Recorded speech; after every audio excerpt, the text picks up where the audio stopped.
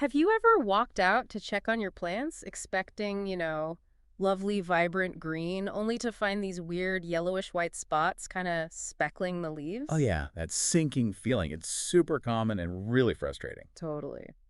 Well, today we're doing a deep dive inspired by some notes from a listener, Ang, who ran into this exact puzzle with their butterfly pea seedlings. It's all in their Notes on Gardening, part 583. Right, and Ang's first thought, like a lot of gardeners, was, okay, pests. Could be anything, right? Spider mites, maybe Just thrips. tiny little darting things. Yeah, or even whiteflies. Exactly. But what's really interesting is how Ang narrowed it down. A closer look revealed these tiny red spots on the undersides of the leaves. Ah, the smoking gun. Pretty much, yeah. Classic sign of spider mites. It really makes you think, how can we get better at spotting these things quickly and dealing with them effectively, organically if possible? That moment of like, aha, it's this pest, is huge. So Eng's notes mention something key. Spider mites just love hot, dry conditions. They thrive in it.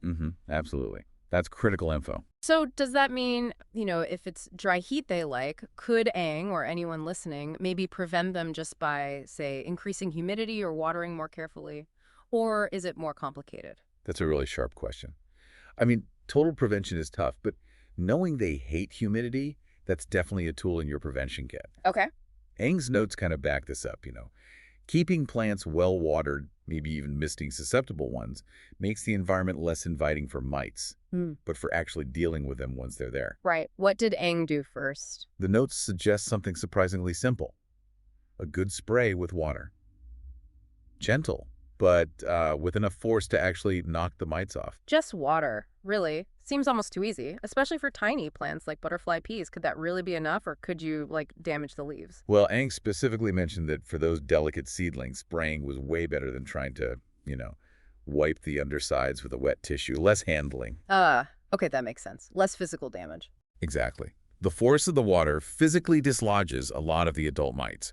It's mechanical removal. Yeah. But you're right to be a bit skeptical. It's often just step one. So, like a first strike, but maybe not the final blow? Precisely. For a more lasting organic solution, Ang's notes also mention that classic homemade insecticide. Mild dish soap mixed with some vegetable oil. Yes, the soap and oil spray. I've heard of that one. But how does that simple stuff actually, work against something tough like a spider mite? It's actually pretty fascinating how it works. It's not a poison in the chemical sense. Okay. It's more physical. The oil component basically coats the mites and clogs their breathing pores. They're called spiracles. It suffocates them. Wow, okay. So it literally stops them from breathing. And the soap. The soap acts as an emulsifier, helping the oil mix with water, but it also helps break down the mite's waxy outer layer, making the oil even more effective. It disrupts their whole system. It's biology in action, really. That's clever, using their own biology against them. But Ang's notes also stress something really important, didn't they? About not just doing it once. Oh, absolutely crucial. This is the part people often miss, and why infestations seem to bounce back. Right. You spray once, think you're done, and then they're back. Exactly. You have to understand the spider mite life cycle. The adults lay eggs, and those eggs are pretty tough. They often survive that first spray. Ah, the eggs. Right. And they hatch in like 3 to 7 days, depending on temperature.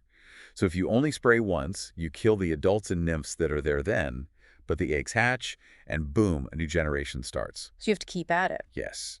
The notes are clear. Repeat the soap and oil spray every 3 to 5 days. Every 3 to 5 days. For about 2 to 3 weeks. That consistency is key to catching the newly hatched mites before they can mature and lay more eggs. It's about breaking the cycle. Persistence. That makes so much sense. It's not just about the what, the spray, but the when and how often. Persistence breaks the cycle. Precisely. This whole situation with Ang's plants, it really shows how careful observation, understanding the pest's preferences and life cycle, Yeah. it leads you straight to solutions that are targeted and often pretty simple and low impact, like water and soap and oil. It really does underscore the power of just looking closely and understanding the why. Which kind of makes you wonder, doesn't it? What other little problems, maybe not even in the garden, just in your daily environment, if you really looked closely and dug into the details, Yeah. what simple but powerful insights could you uncover?